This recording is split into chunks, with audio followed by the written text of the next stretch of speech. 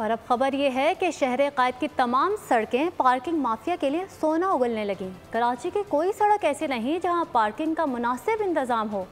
Mayor Karachi के parking से मुतालिक दावे भी धरे के धरे रह गए। इस हवाले से मज़ीद तफसीलात जानते हैं फजहत अली आब्दी की इस रिपोर्ट में।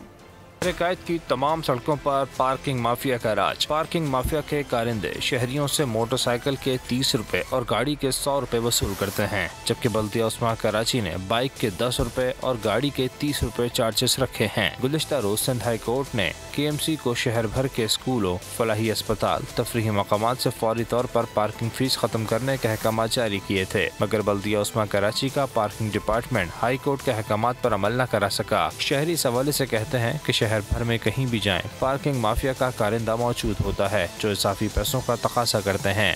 अगर पार्किंग के 10 रुपए फीस रखें, हर बंदा सहूलत के हिसाब से रखेगा, पुलिस वालों से भी बचेगा। अगर पुलिस वाले गलत पार्किंग करते हैं तो पुलिस वाले उठा के ले जाते हैं, वो 400-500 रुपए लिफ्टिंग चार्जिंग ले लेते हैं मोटरसाइकिल के। जो 50 रुपए जो ले रहे हैं इसकी जगह 30 रुपए लिए जाएं पार्किंग वाले। भाईजान, हम यही कहेंगे मेयर कराची को कि आप ठंडे रूम से बाहर निकलें और जो भी इसमें मुलविस अफराद हैं उनके खिलाफ कार्रवाई करें, उनके खिलाफ केस दाखिल करवाएं।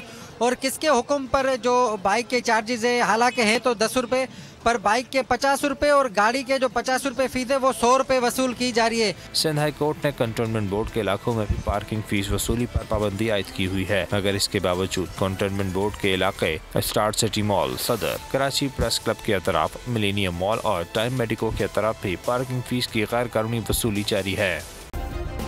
सब्सक्राइब करें और बेल दबाएं ताकि कोई खबर रह न जाए।